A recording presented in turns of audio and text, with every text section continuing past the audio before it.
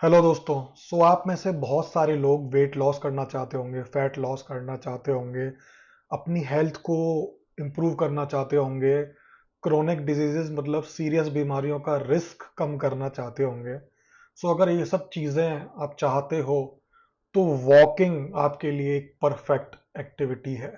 और इस बारे में ज़्यादा जानने के लिए आप इस वीडियो को पूरा एंड तक देखना। तो दोस्तों, वॉकिंग कोई नई चीज़ नहीं है। वॉकिंग हम अपने पास से करते आ रहे हैं और अपनी बॉडी जो है, एक बॉडी का बेसिक नीड है वॉकिंग।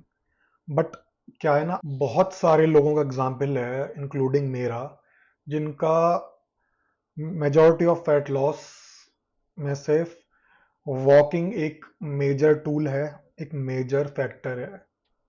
वॉकिंग के बारे में सबसे इंटरेस्टिंग बात ये है, क्योंकि वो मॉडरेट इंटेंसिटी एक्सरसाइज है, तो हमारी बॉडी को नेसेसरीली ग्लूकोज इतना यूज नहीं करना पड़ता जब हम वॉक करते हैं। हम जब वॉक करते हैं, मोस्टली आधा घंटा, हाफ एन आवर या उससे ज़्यादा, तो हमारी बॉडी मोस्टली हमारा जो फैट, रिजर्व फैट है बॉडी में, उसको एज अ फ्यूल यूज करती है अदर देन ग्लूकोज।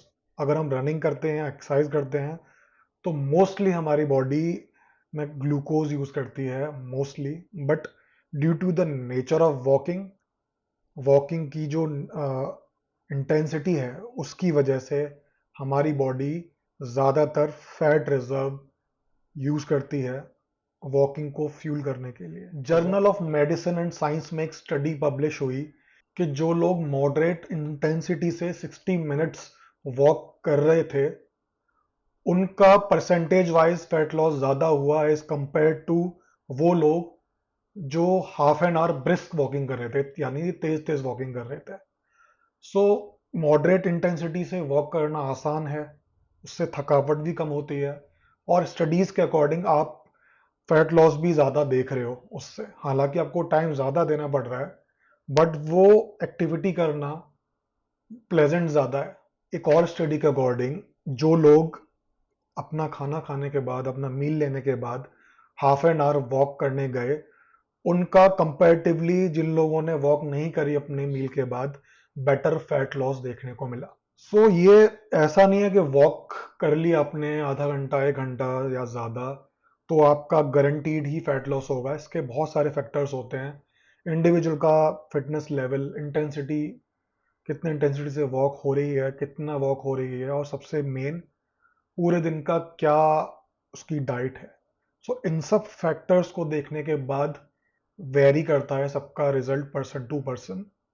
क्योंकि आप एक रोज के रोज खराब डाइट को आउट रन, यानी कि इस केस में आउट वॉक नहीं कर सकते। ये सारे वॉकिंग के बेनिफिट्स या स्टडीज मैंने सबसे पहले इसलिए बताए ताकि आप वॉकिंग को इस नज़रिए से देखना स्टार्ट कर दो कि it's a very important fat burning tool. वो फैट बर्निंग के लिए और अपने बहुत सारे हेल्थ बेनिफिट्स के लिए एक बहुत ही अच्छा टूल है। और आप इस वीडियो को ताकि और ज़्यादा एंड तक देखो। जैसे हमने स्टडीज़ की बात करी, ऐसे बहुत सारी स्टडीज़ हो चुकी हैं। काफ़ी सारे मेजर स्टडीज़ में ये पाया गया, काफ़ी सारी बीमारियों का, काफ़ी सारी डिजीज़ का रिस्क कम होता है अगर आप डेली वॉक करते हो तो। देखने में वॉकिंग लगती काफ़ी स्मूथ है, बट उसके लिए भी बॉडी के मेजर मसल ग्रुप्स का कोऑर्डिनेशन चाहिए होता है, और वो वर्क करते हैं। इसी रीज़न से जब आप वॉक करते हो तो बॉडी का ग्लूकोज रेगुलेशन होता है, तो इस वजह से ग्लूकोज का एंड इंसुलिन का बेटर रेगुलेशन होता है। दूसरी एक्सरसाइज के कंपैरिजन में वॉकिंग ज़्यादा परसेंटेज में फैट एज अ फ्यूल को यूज़ करता है, जिस वजह से प्रोलॉन्ग टाइम के लिए या फिर लॉन्ग टर्म के लिए वॉकिंग एक ज़्यादा बेहतर, ज़्यादा अच्छी एक्टिविटी है।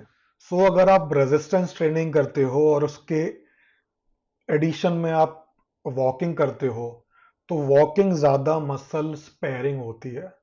मसल स्पेयरिंग मतलब आपकी body as a fuel muscles को बर्न नहीं करेगी, आपकी बॉडी फैट को ज़्यादा बर्न करेगी।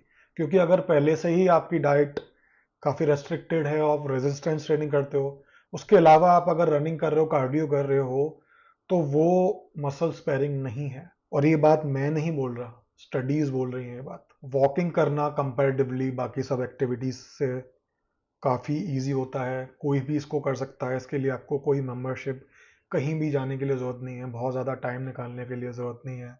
आपके जॉइंट्स के लिए भी ये इजी होता है, जॉइंट्स पे ज़्यादा प्रेशर नहीं आता। इनफैक्ट ये जॉइंट्स के लिए बेटर होता है, अच्छा होता है।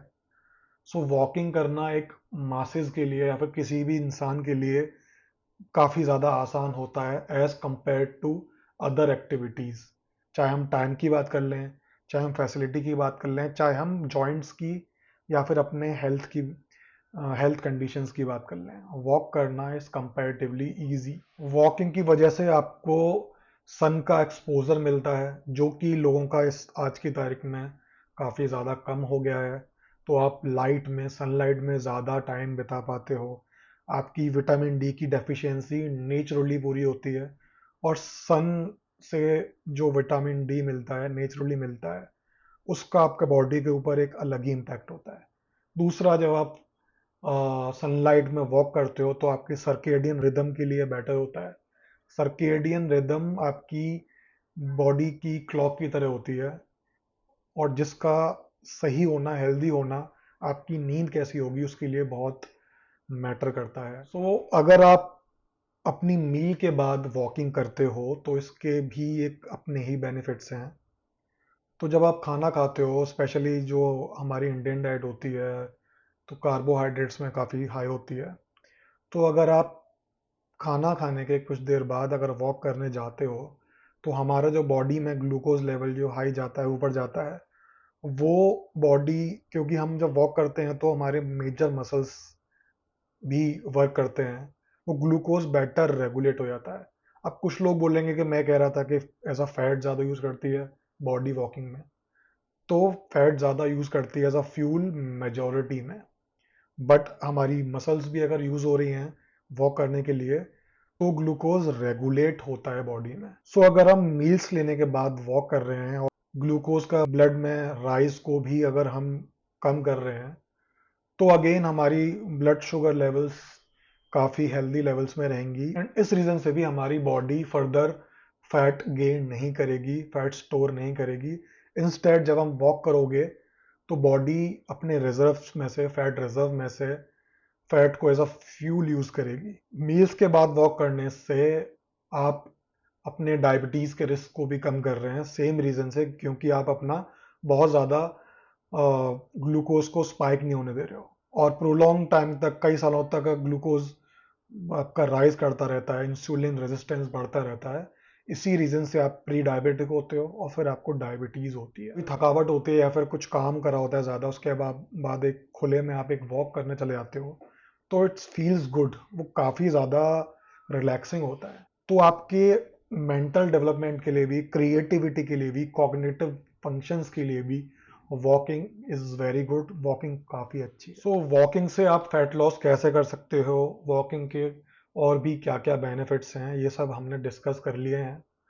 सो अब हम ये बात कर लेते हैं कि कब कब आपको वॉकिंग करना बेस्ट है आपके फैट लॉस रिजल्ट्स के लिए।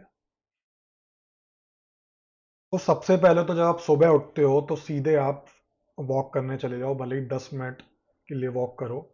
ऑल्दो आप 20-25 मिनट वॉक करो तो बेटर है, बट अगर 5 मिनट 10 मिनट के लिए भी वॉक कर सकते हो सीधे सुबह उठने के बाद। सो जब आप मॉर्निंग में वॉक करोगे तो आपका मेटाबॉलिज्म तो किक स्टार्ट हो ही जाएगा, बट क्योंकि आपका सन एक्सपोजर हो रहा है सुबह सुबह, तो आपकी सर्केडियन रिदम भी सेट होगी। सुबह सुबह का सन एक्सपोजर, सनलाइट का आपकी आंखों पे पड़ना, इसकी बहुत सारी स्टडीज हैं कि इसके बहुत सारे बेनिफिट्स हैं, from depression to circadian rhythm, आपकी स्लीप, आपका ओवरऑल लॉन्ग टर्म मूड, काफ़ी ज़्यादा। इसके अलावा आप अपने मील्स के बाद वॉक करो, चाहे 15 मिनट करो। मील्स लेने के बाद वॉक करने का अगेन वही बेनिफिट है कि आपका ग्लूकोज बेटर रेगुलेट होगा और आपका ब्लड शुगर स्पाइक ज़्यादा नहीं होगी, और वो काफ़ी बेटर टाइम है वॉक करने के लिए आफ्टर मील, क्योंकि आपकी वॉकिंग से नॉर्मल वाले जो बेनिफिट है वो तो मिल ही रहे हैं, प्लस आप जो खाना खाने के बाद जो राइज होता है आपका ग्लूकोज, उसको भी आप रेगुलेट कर रहे हो, ज़्यादा राइज होने से बचा रहे हो। सो एक तीर से आपके कई सारे शिकार इस चीज़ से हो रहे हैं। अदर देन दैट, आपको जब भी टाइम मिले तब आप वॉक करिए। तो आप खुद वॉक करना स्टार्ट करो, खुद ही अपना रूटीन बनाओ, और जब आप अपने आप ही वॉक करना स्टार्ट करोगे तो आप देखोगे कि कैसे आपका लाइफस्टाइल, आपका रूटीन, आपकी सोच, आपके हेल्थ, आपके फिटनेस लेवल बेटर हो रहे हैं। तो जो जो वॉक करता है और उसको बेनिफिट्स दिखता है तो आप लोग कमेंट्स में बता सकते हो। और जो लोग स्टार्ट करने वाले हैं वॉक, तो वो भी कमेंट्स में बताओ कि आप स्टार्ट करने वाले हो, आप कम करते थे बट आप अब से इस चीज़ को माइंडफुल होके स्टार्ट करोगे और अपनी हेल्थ को इम्प्रूव करोगे।